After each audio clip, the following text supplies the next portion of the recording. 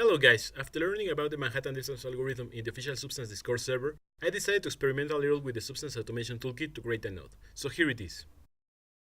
Compared to the default distance node which creates polygon-like shapes, the Manhattan distance will create sharp angle shapes that are great to build circuit boards or sci-fi looking panels.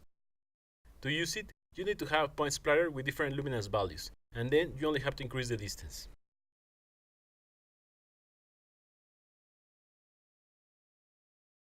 In order to get the splatter points, you can either use a color luminance random of a tile generator, or you can use a float fill and a float fill to random grayscale.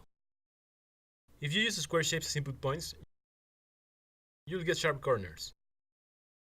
But if you use rounded shapes, the corners will be a little bit rounded, as you can see here. Sadly, due to the limitations of Substance Designer, the node can become quite expensive, so use it with caution. You can find the link in the description, and don't forget to leave your comments if you would like to see more stuff like this in the channel. Good luck!